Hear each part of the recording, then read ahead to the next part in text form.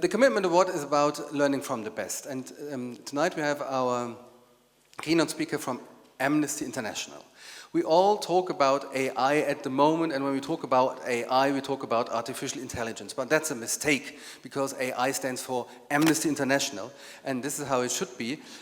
Because Amnesty International is the largest human rights movement on this planet.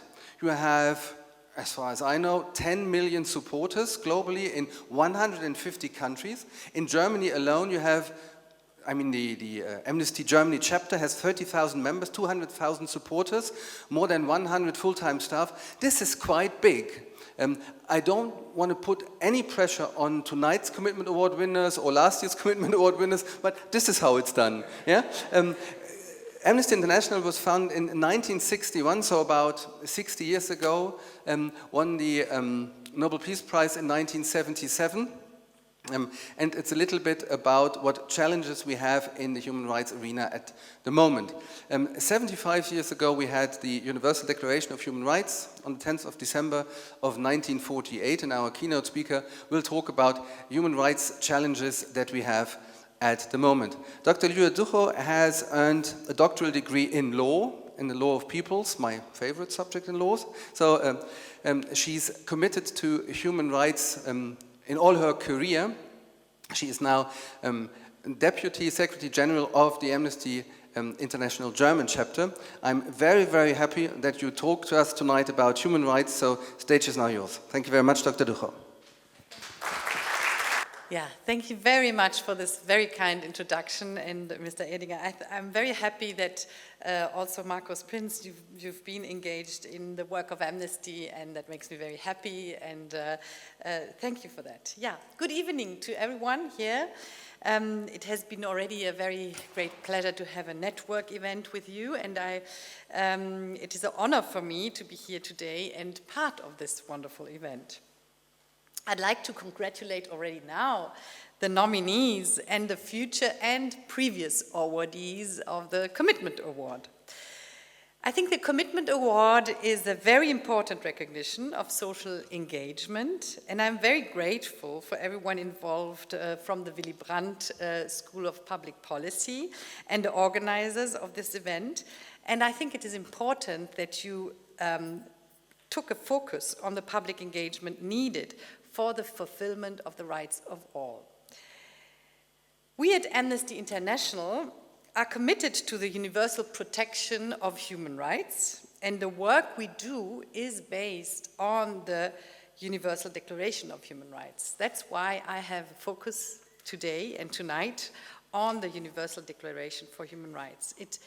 The keynote will deal with the 75th anniversary, as Markus Prinz already mentioned, of the Declaration, and the question if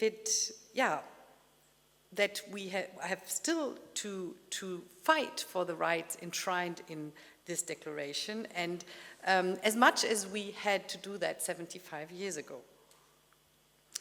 So the adoption of the Declaration on December 10th, 1948 was a response to the horrors of the Second World War and the Holocaust by the vast majority of the international community. For the first time, human rights were universally enshrined. The declaration had been drafted by representatives with different legal and cultural backgrounds from all regions from the world, and it was moderated and coordinated that time by a woman, which is unusual for that time, Eleanor Roosevelt. On December 10th, 1948, the declaration was then proclaimed by the United Nations General Assembly in Paris as GA, or General Assembly Resolution 217A, as a common standard for all peoples and all nations. The declaration was not binding, but is now the basis for various binding treaties under international law, and has found its way into numerous fundamental and civil rights at the regional and the national level.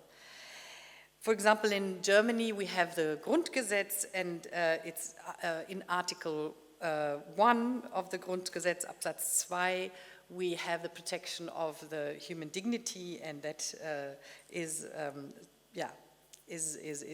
coming from the Universal Declaration. And for us as Amnesty International, it is the basis of our work with this comprehensive catalogue of human rights, as I mentioned already.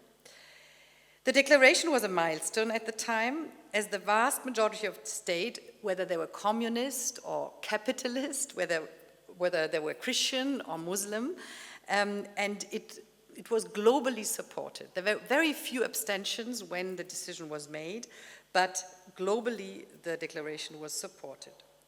This great commitment by the states to follow the universality of rights was even renewed 30 years ago.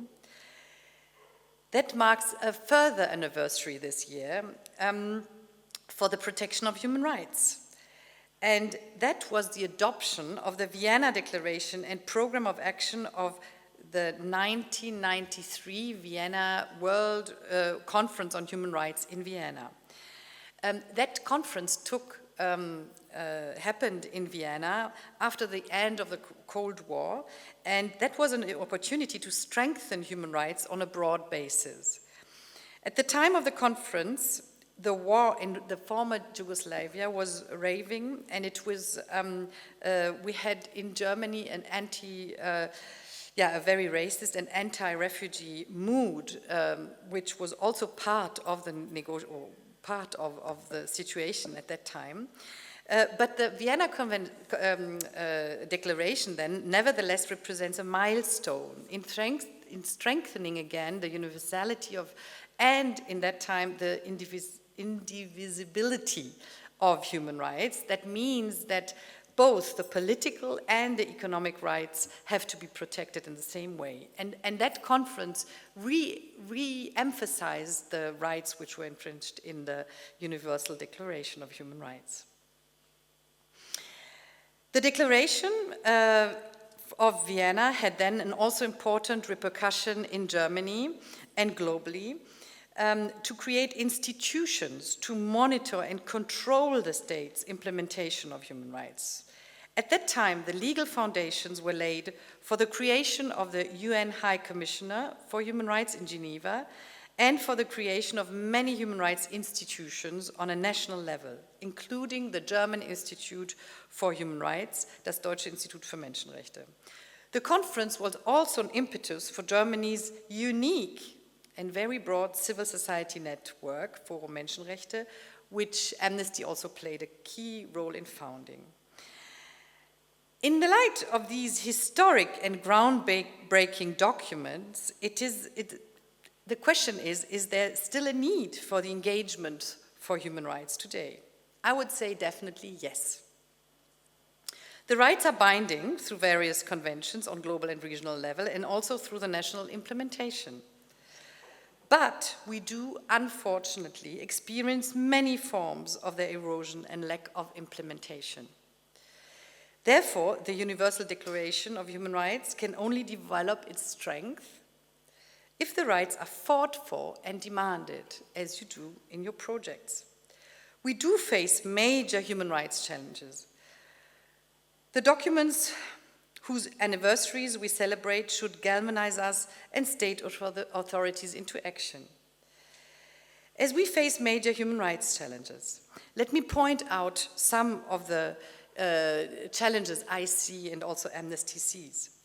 Since 2022, the Russian government has been waging a war of aggression against Ukraine in violation of international law and has waging also a frontal attack on the foundation of the United Nations, namely the Charter, the UN Charter.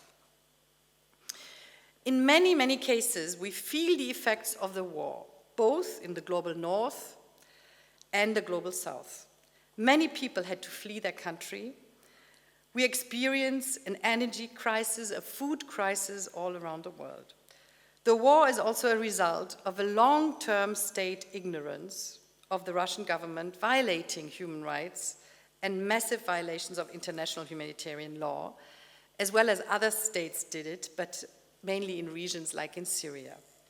And we kept quiet and allowed this to happen. At the same time, we are still experiencing the consequences of the COVID-19 pandemic, which has increased global inequality and thus impeded access to economic and social rights for many. And another challenge is the climate crisis. It is already threatening the livelihoods of people worldwide, especially in the global south, with massive impacts. It threatens the future of the next generations and is a massive human rights crisis that requires immediate action to implement the 1.5-degree target as a human rights obligation. Both in neighboring in European countries and in our own countries, in our own region here, we are witnessing an increase in far-right attitudes and approaches that challenge to seek and to prevent a human rights-based, a rule of law-based, and an anti-racist society. In Europe, the European Convention of Human Rights and the European Court of Human Rights are under pressure, and decisions, for example, in the area of pushbacks and at the external borders, deviate from a human rights-friendly interpretation of the European Convention on Human Rights. A further challenge I'd like to name is the situation of human rights defenders in their organizations, and they are clearly under pressure worldwide. Latest examples are women rights activists in Iran, journalists in Egypt, journalists in Ethiopia, China, and many, many other countries I could name here. Especially when the activists and their organization take to the streets and protest in support of their causes, they experience this pressure. Furthermore, internationally, we are witnessing the efforts of some states to weaken the international human rights protection system and to call into question the concept of human rights as a binding, universally valid basis for state action. Proposals within the framework of the United Nations, for example by China and Russia, but also other countries join into that, is to counteract the universal validity of human rights and using a development narrative, attacking the system directly. Through an implausible, contradictory, and incoherent stance, for example, on the protection of refugees at Europe's external borders, the erosion of human rights and the standards take place indirectly. As this creates the impression that human rights obligations could lose their validity if they are in conflict with the political, strategic, and economic interests of states. The challenges described above do not call into question the human rights foundations whose anniversary we are celebrating or make them outdated. I would think, on the contrary, they can only be successful if state action is based on the rights and requirements enshrined in the documents. These human rights foundations provide frameworks for policies that, for example, effectively lead to changes in climate protection, non-discrimination, and peaceful coexistence. At the same time, the foundations provide us as civil society, as academia, academic institutions, and so on, with a basis for communicating about our own good lives, engaging with others on behalf of others, and being self-critical about our own shortcomings, such as dealing with our colonial past. The Universal Declaration of Human Rights and the Vienna Declaration and Programme of Action contain the idea that human rights are binding limits on the one hand and the yardstick on the other for state action and accountability. For states, human rights are thus the basis of legitimacy, and states do have the task to fulfill the rights for all humans. In this context, gender justice and non-discrimination are integral parts of the universal validity.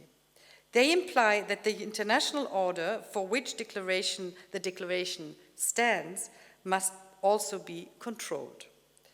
The Universal Declaration of Human Rights is also the basis of appeal for those who experience human rights violations and work to protect them. Especially as civil society and academic institutions, we have to focus on protecting freedom of expression and assembly, advocating for gender justice, for climate justice, against racism, and for economic, social justice and refugee protection. As civil society, as we are here, we should emphasize that the Universal Declaration of Human Rights has been the encouraging basis for the struggles for human rights for many, many activists and human rights defenders for 75 years. And we should shout out clearly that the Universal Declaration of Human Rights is a universally binding framework, and it is the standard for state action as it was then used in the conventions and treaties. We should all strengthen the individual activists who, at great risk of their lives, health and personal freedom, fight for human rights in their countries around the world. They are the central point of reference of our own actions. The right to peaceful assembly is central to the further development and protection of human rights. Only when peaceful protests is possible, the change can really succeed. That's why as Amnesty we have now a very important campaign going on to protect the protest. And we should also take government into account and call on governments to coherently implement the Universal Declaration of Human Rights and human rights standards that follow from it as a universal binding principle for its policies. We should call on the governments to implement policies that deal with the current crises which I have mentioned, such as the Russian war of aggression, the growing injustice and the climate crisis, which make human rights the yardstick of their trade and adjustment policies. And governments should improve the protection of human rights defenders as the core of those who advocate for human rights and at the forefront, on the street, in the network, and in their organizations. We call on governments to stand up credibly for human rights and also, therefore, also at the external borders of the EU, or where, from an economic or global strategic point of view, it has not succeeded so far. This is the only way to counteract the erosion of human rights. And governments should take clear and strategic action at UN level against the questioning of the universality and the indivisibility of human rights, as we should all do. The Universal Declaration of Human Rights was born after a disastrous war which had stripped human beings of their dignity and life. This is what we have to build on and make sure the rights are further developed, implemented instead of weakened and eroded. Thank you.